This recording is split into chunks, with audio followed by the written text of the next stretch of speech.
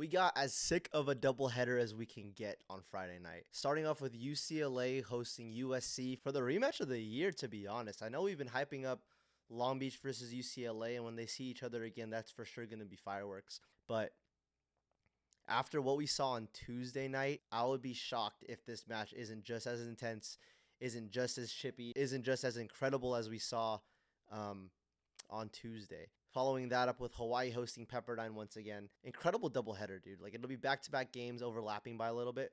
But I wanted to start this off with USC at UCLA for night 2. And don't got to worry too much about traveling as they live super close together. That Tuesday night game just added so much more storyline with this rivalry. Of course, there's no beef between any of these teams.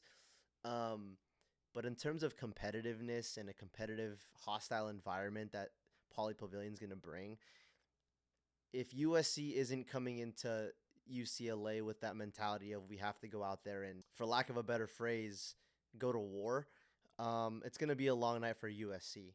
But I don't think that's what's going to happen. I think that USC is going to come out rocking with vengeance on their mind to avenge their loss from Tuesday night's heartbreaking match. UCLA started slow in that game. They can't allow that to happen again, because if you let this USC team flow and just go to work, it's going to be a really long night for them as well too. But staying on the UCLA side, I don't think Cameron Thorne is going to have as poor of a performance. That fifth set, he did turn it up a little bit and was a big reason why they dominated so much in that fifth. He brought some chippiness and some energy that I'm hoping to see from start to finish. I'm hoping that Zach Rama is feeling better. He was sick on Tuesday night, and they still found a way to get the win. I'm sure his numbers will be up as well too. In my opinion, it's going to be whether or not David Decker is going to find a rhythm and be the dominant right side presence that this UCLA team desperately needs.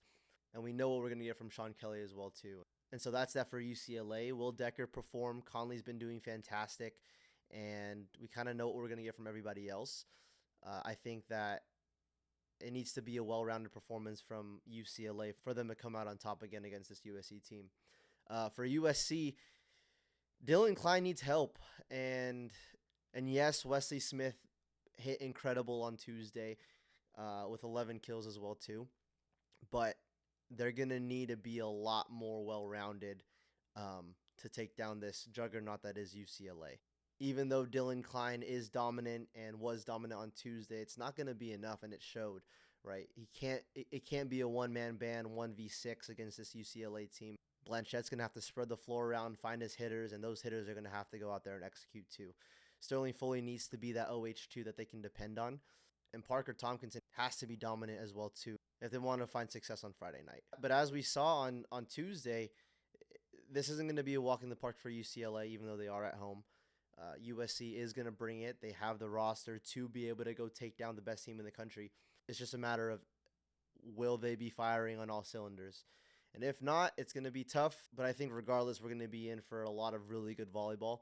We're going to be in for a lot of competitiveness, and one team looking to defend their unbeaten record, and the other team looking to show the country that they are a team that deserves to be in that top 5 and that deserves to be in conversations of winning a national title.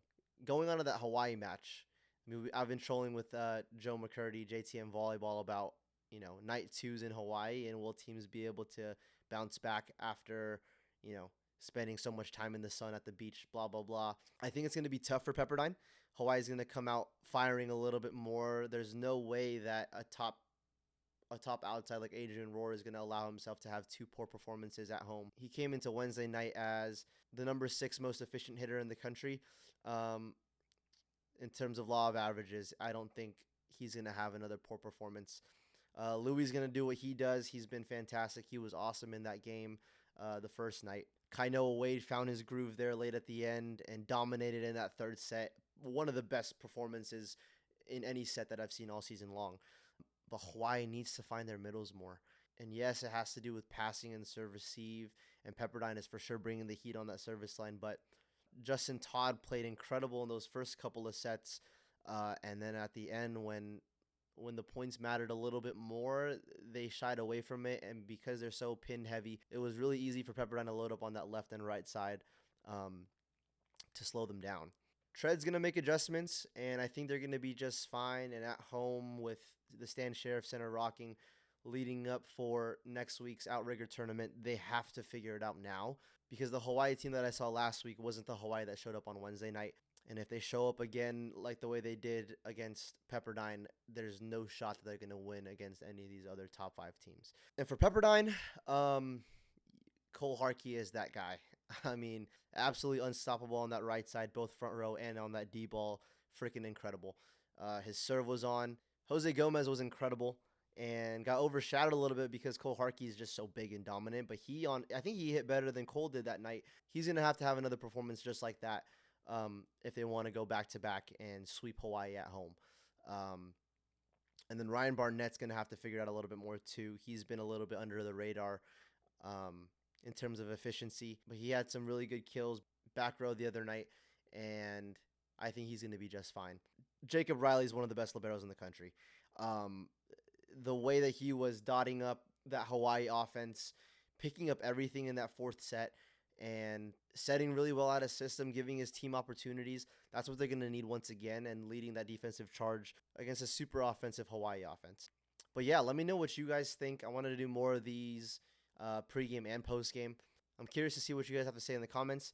I'll be live tomorrow streaming both of these matches once again, giving live reactions. And so hit us up on TikTok. We'll be there.